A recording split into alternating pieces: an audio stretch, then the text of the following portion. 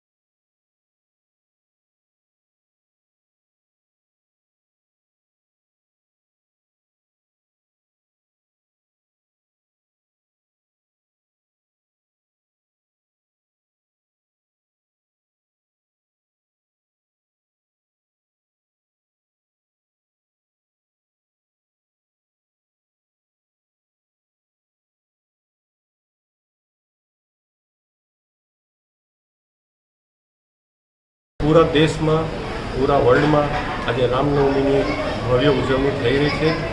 खूब Shaukat मिठानी minority community આવ્યો છું, પણ મારું સૌભાગ્ય છે કે આજે હું 12 વર્ષથી હું રામ ભગવાનની રામનવમીમાં અહીંયા સૌભાગ્ય મને ઉજવવાનો ચાન્સ મળે છે। આજે હું જ્યારે અહીંયા પહેલી વાર મિતનાવારમાં આવ્યો તો અહીંયા કંઈ નહીં હતું। મારી રામ ભગવાન પર આસ્થા હતી। રામવાલાએ મને રજૂઆત પણ કરી હતી। તો મારા ફાધરની ડેથ થઈ અને એની પહેલી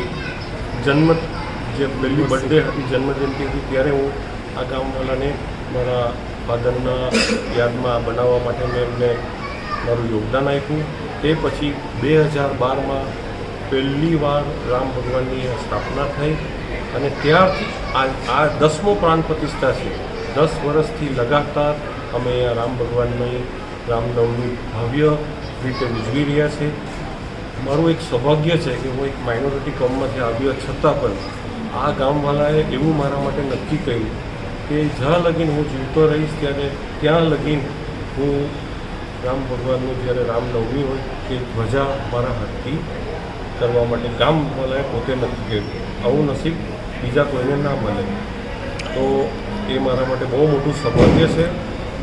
અને એ પછી હું અહીંયા મારા હાથથી પાલકી ફેરવી, મંદિરના ફેરા કરી, પછી ગામજનો ઘરે ઘરે પાલકી ફેરવે, પછી અમે મહાપ્રસાદનું આયોજન કરે। બસ હું એટલું જ કહેવા માગું કે આપણે સર્વ ધર્મને રિસ્પેક્ટ કરીએ તો બધી રીતે આજે જે મને સન્માન મળ્યું છે એ શાના માટે મળ્યું?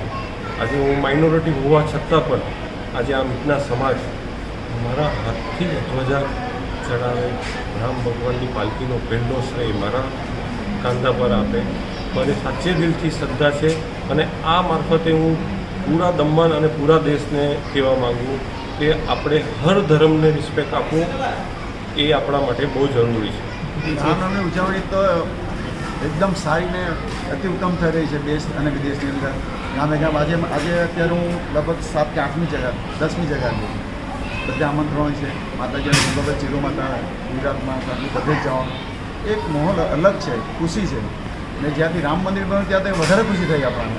આજે બી શોભાયાત્રા છે વોર્ડ ચપેટી રામ મંદિરની, તો પહેલે રામ કરીને થાકી ગયા દરેક સરકારમાં, પણ આદરણીય પ્રધાનમંત્રી મોદીજીની સરકારમાં, એમની સરકારમાં રામ મંદિર બની ગયું। એટલી ખુશી કે એનો પાર જ નહીં આવે। આ જે રામ મંદિર બન્યો એ શપથભાઈનો સિંહ પાડો છે, સામે સ્મશાન બનાવ્યું, તો એના આચાર વિચાર જો શોકતભાઈના એ મહત્ત્વનું છે.